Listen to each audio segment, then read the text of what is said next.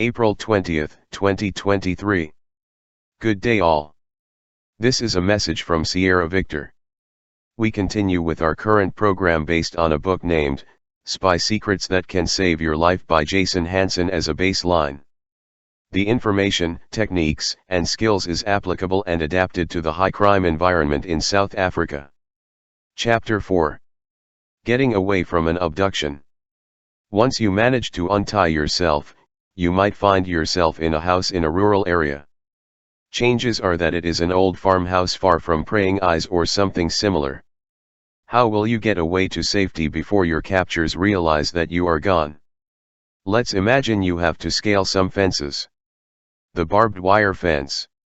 What you'll need: a heavy flat material that can be used to cover the barbed wire while you're scaling over the fence.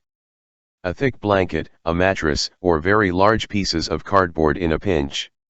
How it works: while you would want to be extremely careful going over a barbed wire fence, it's not that difficult to do. You'll take whatever material you have found to cover the barbed wire fence, toss it over the fence, and cross the fence at that section. The razor wire fence.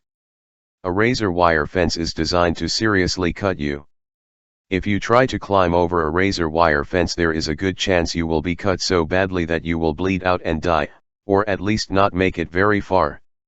This is something you only want to do if absolutely necessary, and you'll want to use extreme caution. What you'll need: a team of people, maybe other victims, a cane or other type of curved stick, a flat material such as you would use for climbing over a barbed wire fence. How it works: 2 people on the team will take the cane or other long object and hook it onto the razor wire and pull the loops of razor wire down until they are flat. While 2 members of the team are holding the razor wire flat, the others will cover the razor wire with the flat surface and climb over.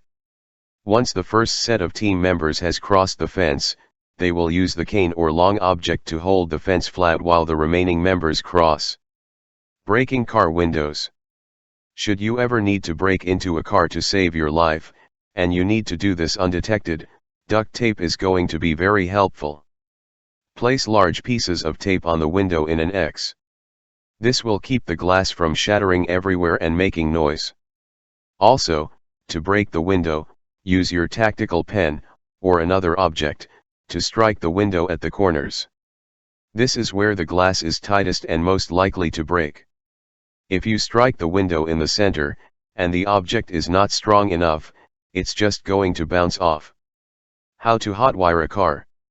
We seriously hope that none of you ever end up in a situation so chaotic and desperate that your only choice is to hotwire a car to escape.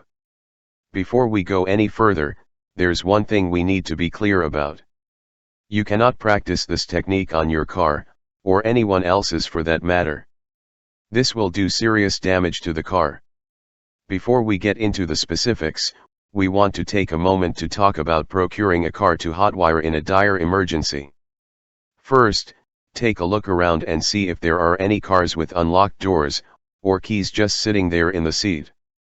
The real jackpot would be finding an unlocked tow truck. Why? Tow trucks have a master set of keys, and this set is basically going to get you into any car around. Obviously, a tow truck might not be right there for the taking, or you won't find a car that's unlocked. Your next best bet is to find an older model car. We're talking 1999 and before. These older model cars are actually everywhere. Once people start noticing them, they are often surprised that there are so many older model cars still out there. Make a point of looking for them when you're out on the road. We guarantee you'll start seeing them everywhere. What you'll need: a car, obviously. Wire cutters and strippers. Pliers. Flathead and Phillips head screwdrivers. Hammer. Insulated gloves. Electrical tape. How it works: this is a rather simple process, but we'd recommend keeping a set of these instructions in your car, or maybe your laptop bag or purse, for a dire emergency. Since this isn't a technique you can practice, it's entirely possible you won't remember how to do it in an emergency situation. Once you've found the car you're going to hotwire, insert a flathead screwdriver into the ignition as you would a key. Pound the screwdriver into the ignition with your hammer. You will want to turn the screwdriver just as you would a key that's in the ignition. If you're having trouble turning the screwdriver, use your pliers to help you.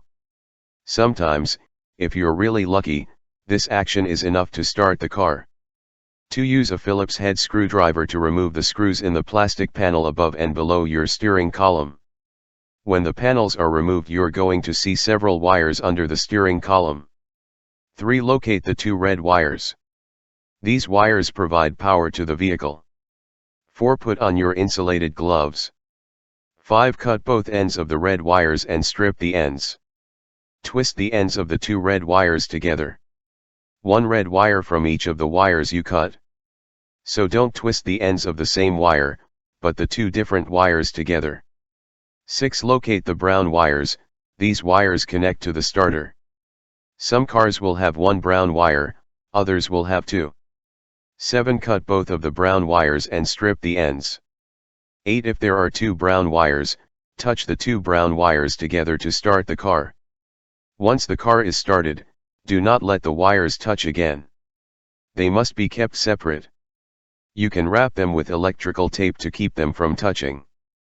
This will also keep you from getting shocked.